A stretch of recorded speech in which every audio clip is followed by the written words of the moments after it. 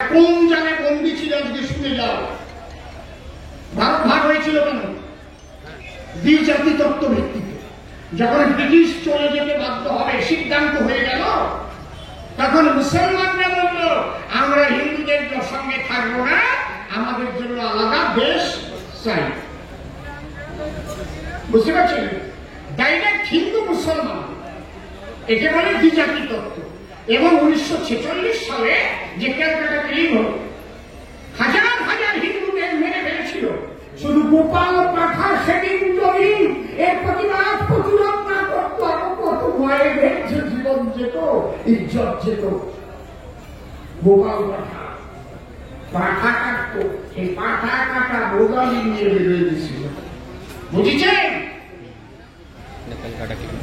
তখন কথা দিয়েছিল যে যারা আজকে ভারত ভাগের ফলে, একটু একে বলতে হবে, দাদা বলেছেন যদিও, যখন ভারত ভাগ হবে তখন কিভাবে ভাগ হবে, কোন কোন রাজ্য মুসলমানরা পাবে, তখন একটা সিদ্ধান্ত হলো যে যে রাজ্যে মুসলমান সংখ্যা গরিষ্ঠ, মুসলমান সংখ্যা বেশি, সেই রাজ্য মুসলিম রাষ্ট্র করে বানিয়ে যাবে।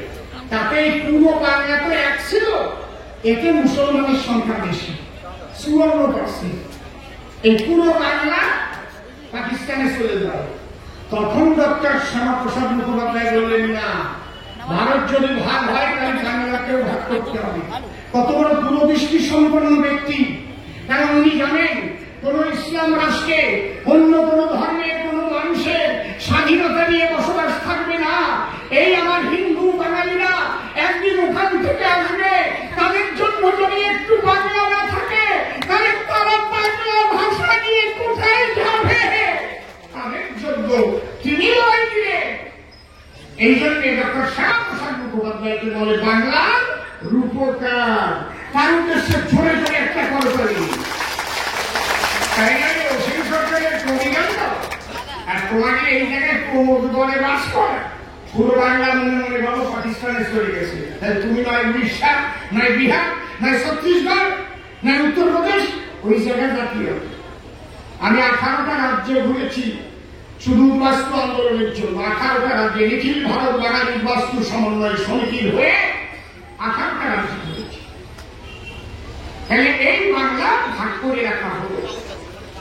তখন কথা দিলেন, কে কে কথা দিলেন, আমার একটা কথাও যদি মিথ্যা কেউ প্রমাণ করতে পারে আমি স্ট্যাম্পে লিখে দেবো, আমার যে সাজা দেবেন আমি মাথা পেতে দেব, স্ট্যাম্পে লিখে দেবো। কারণ আমি একটাও মিথ্যা করব। গান্ধীজি, জওহরলাল নেহেরু, বল্লভভাই প্যাটেল, রাজেন্দ্র প্রসাদজি, তারা বললেন আজকে প্রচুর হিন্দু তারা পাকিস্তানে, পূর্ব পাকিস্তানে পড়ে গেল, এবং পাঞ্জাব ভাগ হওয়ার ফলে প্রচুর হিন্দু শিখ তারা কোথায়, পশ্চিম পাকিস্তানে থেকে গেল। তারা যেদিন এই ভারতবর্ষে আসতে চাইবে, যেদিন আসবে সেদিনই এলে তারা ভারতের নাগরিকত্ব পাবে। তাদের শিক্ষাগত যোগ্যতা অনুসারে তাদের কর্মসংস্থান করা হবে, চাকরি বাকরি দেওয়া হবে, এবং ওই দেশ থেকে দলিলপত্র সম্পত্তির আনলে তার মূল্য দেওয়া হবে এবং পুনর্বাসনের ব্যবস্থা করা হবে। কে কে কথা দিয়েছিল? জাগরেল চারজন, গান্ধীজি, জওহরলাল নেহেরু, বল্লভভাই প্যাটেল, রাজেন্দ্র প্রসাদ। বুঝে গেল? এইবার কথা তো মুখ দিয়ে দিল, কিন্তু আইনে যেটা করে রাখলো আপনারা আমরা কেউ জানি না। এই আইনকে এবার দেখেন, তাহলে বুঝতে পারবেন দিদিমণি কি মিথ্যে কথা করে রাজনীতি করে গেলেন। ওনার মুখে, ওনার কাছে থেকে 3টে জিনিস এখনই সরাই দেবেন। যদি সরাতে পারেন 3টে জিনিস, এই ভোটেই উনি ফেলিস একদম। কি কি? ওনার মুখের মিথ্যা কথা সরাতে হবে, খালি বলবে এখন থেকে আমি মিথ্যা কথা বলিব না। 2 নম্বর ওনার হাওড়া বাহিনী, সাধারণ বাহিনী, ওইগুলো সরাতে হবে। 3 নম্বর আছে কিছু চটি চাটা পুলিশ।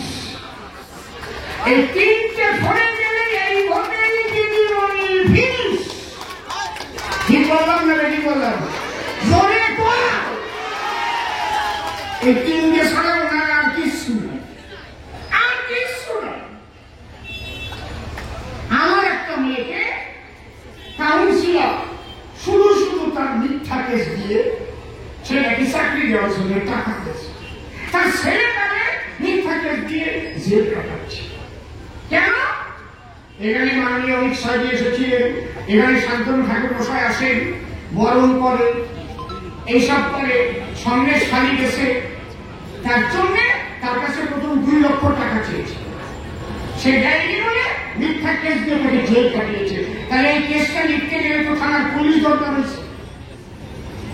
ও যখন কেস করতে যায় তখন বলে অমুকের নাম থাকলে আর কেস নেওয়া যাবে না। তাহলে কত বড় চব্বিশ টাকা পুলিশ! আমি কথা দিয়ে যাচ্ছি, এই পুলিশের নাম লাল ডায়েরিতে লেখা থাকবে। যেদিন এই পশ্চিম বাংলায় বিজেপি সরকার আসবে, আমরা দেখে নেব এই চব্বিশ টাকা পুলিশ কিভাবে চাকরি করে, হাতে মুখার করে। আমি হুঁশিয়ার করে দিয়ে যাচ্ছি। তবে এইবার 80% পুলিশকে আমি দেখেছি নিরপেক্ষ হয়ে কাজ করছে। এইবার ভোটে আমার পূর্ব বর্ধমানে 80% পুলিশ নিরপেক্ষ হয়ে তারা কাজ করেছে, আমি নিজে দেখেছি। আমি আগেই বলেছি মিথ্যা কথা করে রাজনীতি করি না। এই থানার কোন বাবু আছে, আমি তাকে হাইকোর্টে তুলবো তুলবো তুলবো।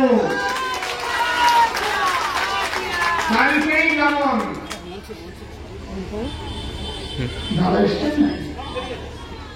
একটু দেরি, আচ্ছা 20-25 মিনিট অনেক পাইয়ে গেছি। আপনারা অধৈর্য হচ্ছেন না? ঠিক আছে, আচ্ছা আচ্ছা, হ্যাঁ, কৃষ্ণেন্দুরা স্বাগতম স্বাগতম স্বাগতম, কৃষ্ণেন্দুরা স্বাগতম। জোরে জোরে করতালি, জোরে জোরে করতালি, জোরে জোরে করতালি। আমাদের জেলার সভাপতি এসেছেন, আমার খুব প্রিয় জেলা সভাপতি। জোরে জোরে করতালি, জোরে জোরে করতালি। বাহ, একদম সাদা শীতের সহজ সরল।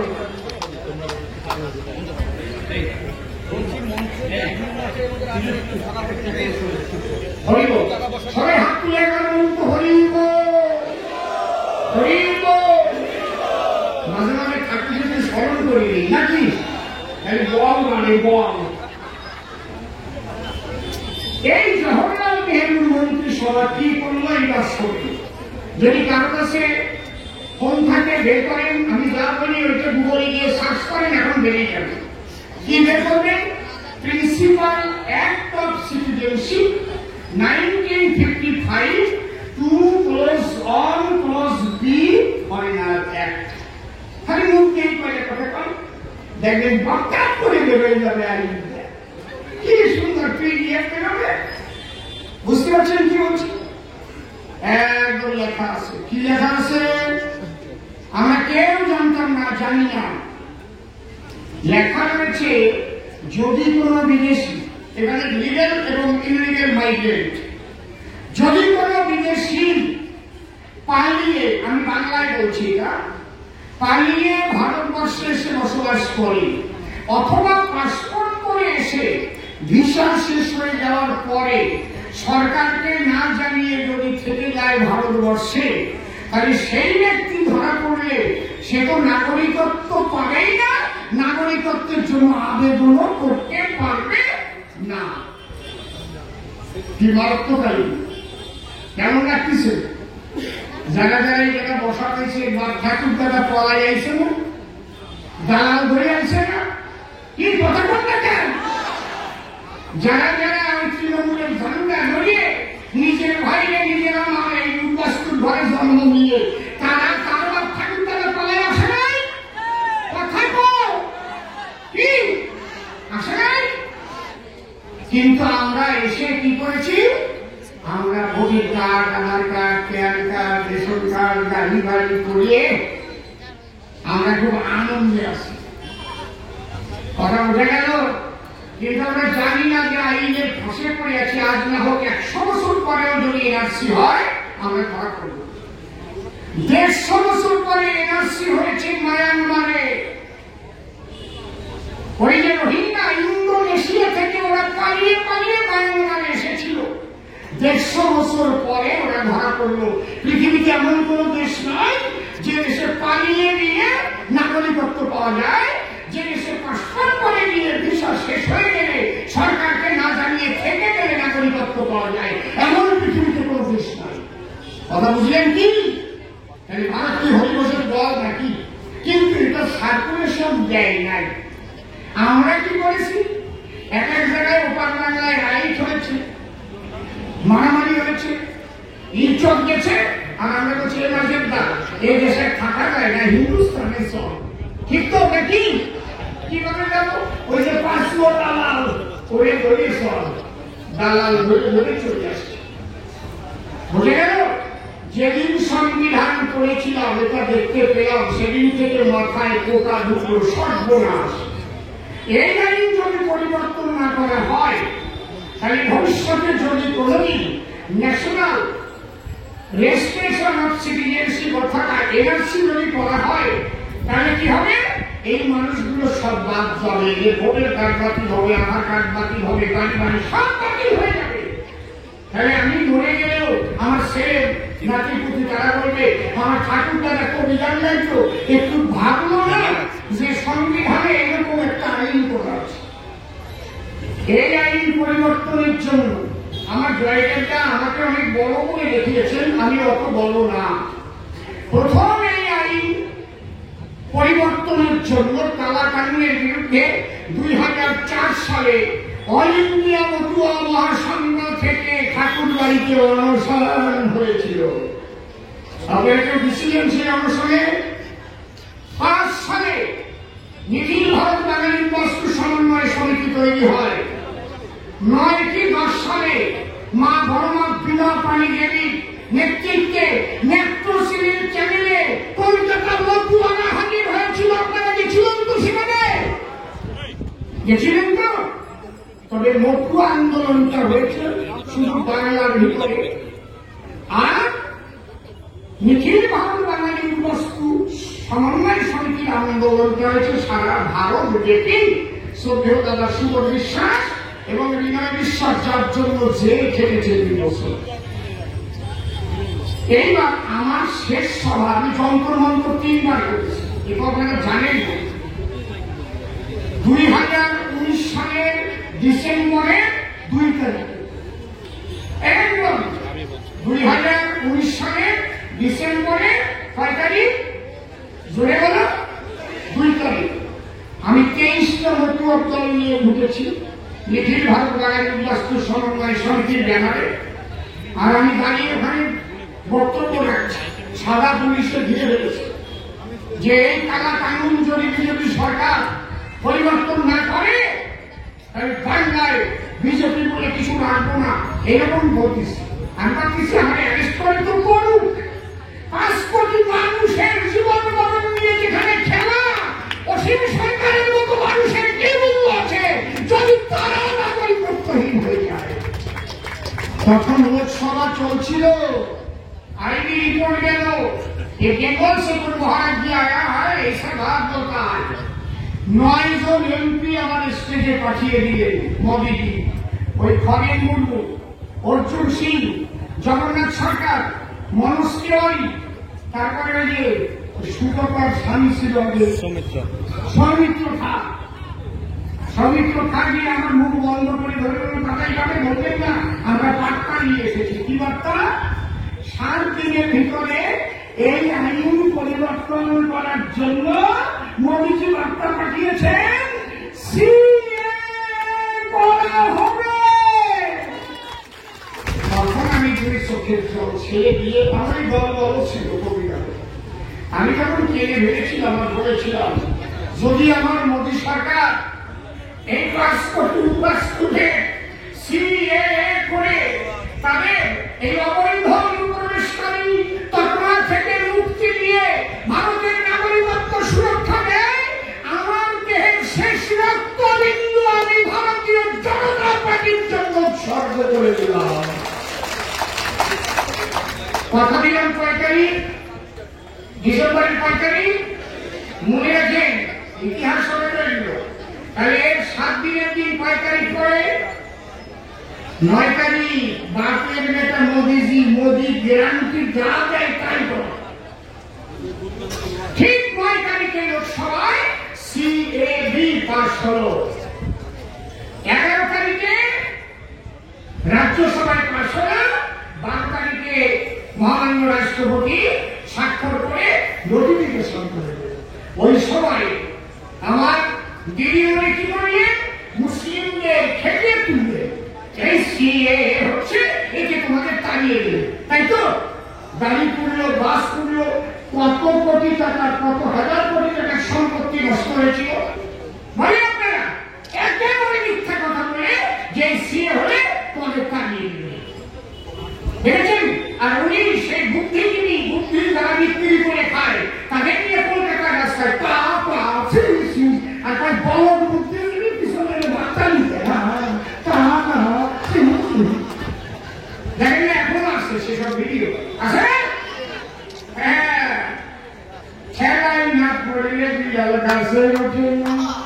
এখন দিদিমণি সিএ সমর্থন করতেছে। জানা কোথায়? সিটিজেনশিপ আইনটা তো কেন্দ্রের আইন, তুমি কি করবা? তুমি বাধা দিতে পারো? উনি সুপ্রিম কোর্টে, উনি নয় শুধু সিপিএম, কংগ্রেস, তৃণমূল 200 উপরে কেস করলো যাতে সিএ বাতিল করা হয়। কেন? এতে কেন মুসলমানদের নাম নাই। কথা বোঝা গেল? কি মুসলমানদের নাম থাকবে কেন? ওখানে তো লেখা রয়েছে আফগানিস্তান, বাংলাদেশ ও পাকিস্তান হইতে যে সকল হিন্দু, বৌদ্ধ, খ্রিস্টান, শিখ, জৈন, পার্সি সম্প্রদায়ের মানুষ ধর্মীয় সংখ্যালঘু ওই 3টি দেশে যারা ধর্মীয় অত্যাচারে অত্যাচারিত হইয়া অথবা অত্যাচারের ভয়ে পালিয়ে হোক অথবা পাসপোর্ট করে এসে থেকেই যান, যারা এসেছে তারা অবৈধ অনুপ্রবেশকারী নয়, তারা ভারতবর্ষের নাগরিকত্ব পাবে। মুসলমানরা কি ওই বাংলাদেশ থেকে হিন্দুদের মার খেয়ে গেছে? কি কথা বলেন? তাকে নাম রাখি তাকে অসম্মান হয় না? আমি হরিণঘাটায় যখন ভোটে দাঁড়িয়েছিলাম 33% মুসলমান। আমি এক মসজিদে ঢুকে গিয়ে এক মোল্লারে বললাম যে আসসালামু আলাইকুম। ওয়ালাইকুম আসসালাম। আমি বললাম আমি কেন আসলাম শুনে কি এই যে সিএর ভয় দেখায়, ওকে আপনাদের নাম নেই। হ্যাঁ, আমাকে তাড়িয়ে দেবে। আপনারা কি আফগানিস্তান থেকে আসছেন না পাকিস্তান থেকে আসছেন না বাংলাদেশ? বললাম কেন আমরা ওখান থেকে আসবো? আমার নানা তান্নানা তান্নানা তান্নানা তান্নানা তান্নানা তান্নানা তান্নানা তান্নানা তান্নানা তান্নানা তান্নানা তান্নানা আমরা তো ভারতেই বসবাস করি। তাই আপনাদের নামটা থাকবে কেন? এই আইনটা হয়েছে তাদের জন্য যারা পালিয়ে পালিয়ে ধর্মীয় অত্যাচারে অত্যাচারিত হয়ে আফগানিস্তান, বাংলাদেশ আর পাকিস্তান থেকে আসছে হিন্দুরা। আপনারা তো এই ভারতকে শাসন করেছেন, ভারত আপনার ভারত। এইভাবে আমাদের কাছে বলেনি তো এখনো। আমি তো ভালো কথা বলেছেন, বুঝলেন? ওদের একদম কানে কানে কানে কানে কানে কানে গানে গানে সব বুঝিয়ে দিচ্ছি। এখন মুসলমানরা শিক্ষিত হয়ে গেছে, সিএ লাগু হয়ে গেছে, দিদির কথা কেউ শোনেও না, আর রাস্তায় নেমে মারামারিও করে না। দেখছে আমাকে তো তাড়াবে না। রাস্তায় নামতেছে এখন।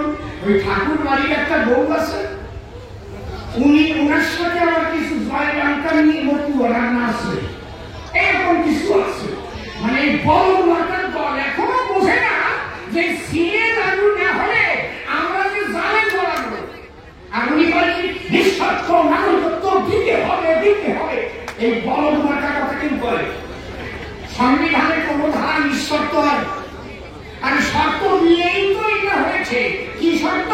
3টে দেশের একটা দেশ থেকে আসতে হবে, 6টা সম্প্রদায়ের একটা সম্প্রদায় হতে হবে, 2014 সালের 31শে ডিসেম্বরের মধ্যে আসতে হবে। এই তো শর্ত। কথা বোঝা গেল? সংবিধানের কোন ধারা শর্তবিহীন হয় না, হয় না, হয় না। ওই বৌদ্ধিক দলটা বোঝে না। তবে শর্তটা যেন সহজ হয়। এইবার সিএ লাগু হয়ে গেছে, তাহলে আপনি হিন্দু না বৌদ্ধ না খ্রিস্টান না জৈন না পার্সি, তাহলে আপনি হিন্দু। এই প্রমাণ কিভাবে দেবেন? যাদের মতুয়া কার্ড আছে কিন্তু ওই মমতা ঠাকুরের সই করা মতুয়া কার্ডে কিন্তু হবে না। আগে থেকে বলে দিলাম, শান্তনু ঠাকুরের সই করা মতুয়া কার্ড যাদের আছে তাদের আর কিছু লাগবে না, ওটাই কাজ হয়ে যাবে। আপনি যে হিন্দু, ভারত সেবাশ্রম থেকে আনতে পারেন, সৎসঙ্গ থেকে আনতে পারেন, বেলুঘর থেকে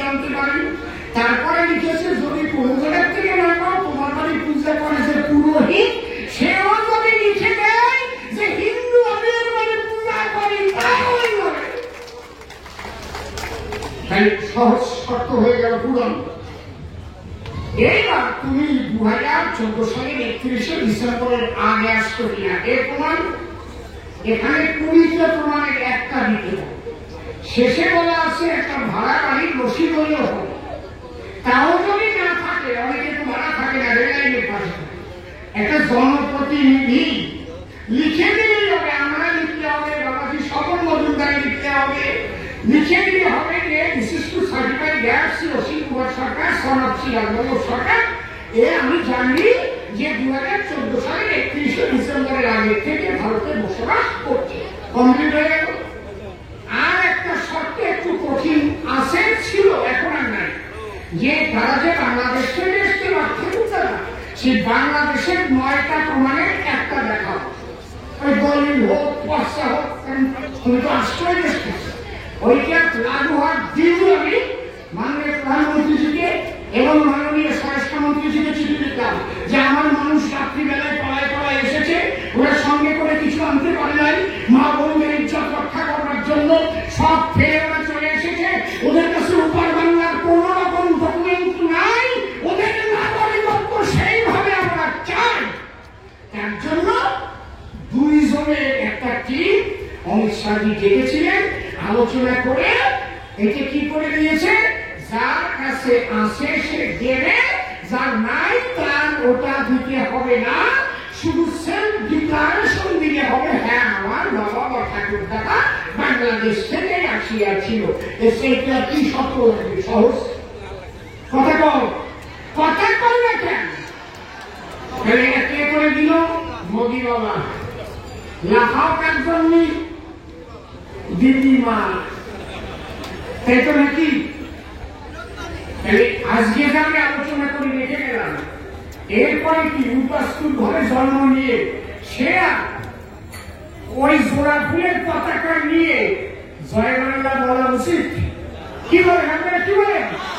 যদি বলে তাহলে তার মতো বেইমান হয়, তার মতো বেইমান হয়।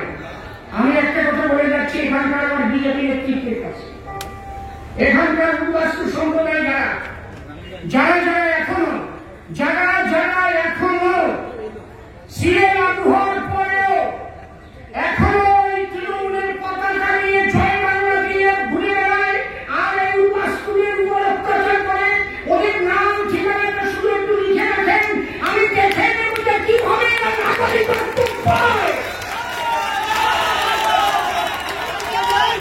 আপনাদের আশীর্বাদ আমার মাথায় আছে, এটা আপনারা জেনে রাখবেন যে সাগরের মোদীজি ভেবেছেন তোমার নৌকা, তোমার নদী, তুমি কান্ডারি হও যদি, তুমি তো বাবা মোদী, তার কি পায় আমিও পূর্ব বর্ধমান থেকে জিতছি।